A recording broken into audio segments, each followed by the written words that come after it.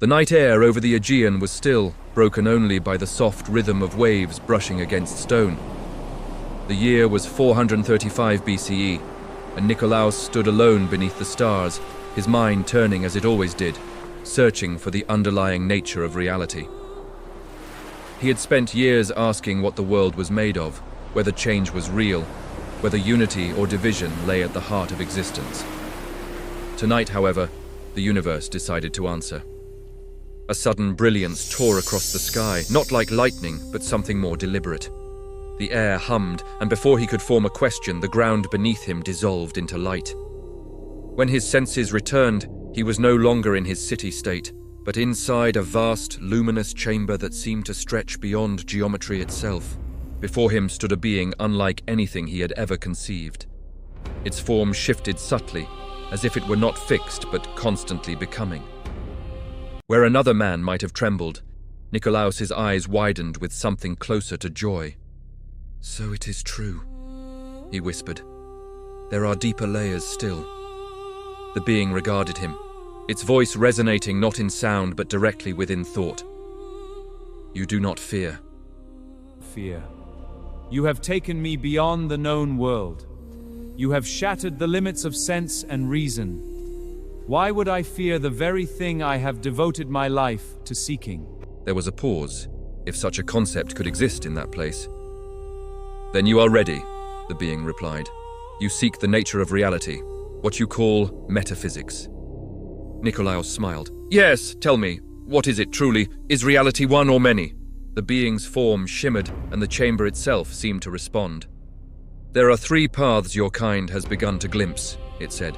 "The first is Monism. This is the view that all things are, at their deepest level, one. The diversity you perceive, fire, stone, thought, flesh, is not ultimate. Beneath it lies a single substance or principle. What you call difference is only appearance, a surface ripple over an underlying unity. In this view, nothing is truly separate. Everything is an expression of the same fundamental reality." Nikolaos's face lit with recognition. Yes, I have felt this, as if all change were illusion, and only being itself is real." "Just so," the being replied. "But there is another path. Dualism. This holds that reality is divided into two fundamentally different kinds. For your kind, this often appears as the distinction between mind and matter, thought and extension, the inner and the outer. These are not reducible to one another. They are distinct in essence, even if they interact." Nikolaos's brow furrowed. "Then the soul and the body, not one, but two, that is the idea. And yet this creates a problem. If they are truly different, how do they influence each other? How does thought move flesh?" Nikolaos laughed softly.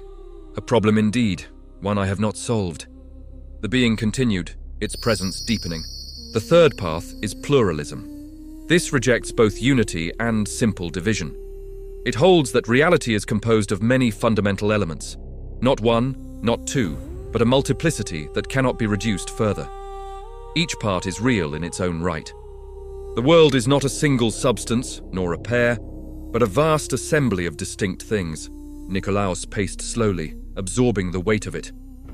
"So reality may be one, or two, or many, and each view captures something, yet none seems complete." "You begin to understand," the being said. The chamber shifted again, and now Nikolaos felt something else. Motion, distance, a strange curvature to existence itself. "But your inquiry does not end there," the being continued. "You also ask, what is the nature of space and time?" Nikolaos looked around. "Yes, this place itself defies them. There are two great ways to understand them. The first is the absolute view. In this, space and time exist independently of all things. They are a stage upon which events occur. Even if nothing existed, no stars, no bodies, no minds, space and time would remain, fixed, unchanging, a container for reality." Nikolaos considered this. "A kind of invisible framework, always present." "Exactly. But there is another view. The relational view. In this, space and time are not things in themselves. They are relationships. To say something is somewhere is only to say it stands in relation to something else. To say something happens before or after is only to describe the order of events. Without objects or events, there is no space, no time, only the potential for relations.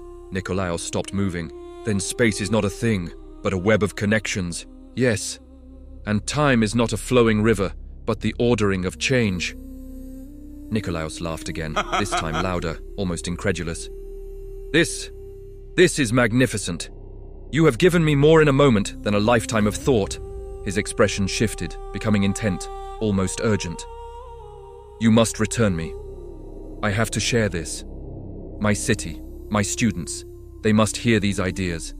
This changes everything. The being grew still. That cannot happen. Nikolaos's excitement faltered, but did not disappear. Why? Because your civilization is not yet ready to receive this knowledge directly.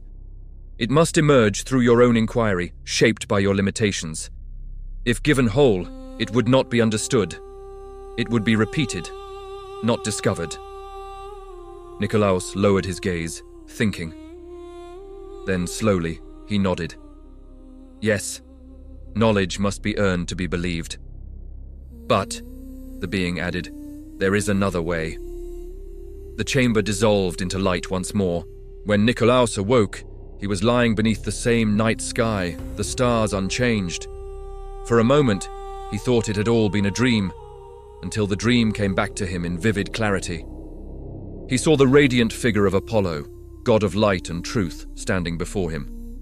The god spoke of unity and multiplicity, of mind and matter, of the nature of space and time. Not as a lecture, but as revelation, images, metaphors, insights that burned themselves into Nikolaos's mind. When he rose at dawn, he was already speaking. Not of aliens, nor of distant stars, but of deeper truths. Of whether reality is one or many. Of whether the soul is distinct from the body. Of whether space is a thing or a relation. And though he never knew why these ideas came to him with such force and clarity, they would ripple outward through time, debated, refined, challenged, becoming part of the long, unfinished human search for what is ultimately real. The end. This was my attempt to weave the explanation of metaphysics into a sci-fi short story. I hope you enjoyed it, and if so, please like and subscribe for more thought-provoking content. Thanks for watching, and take care.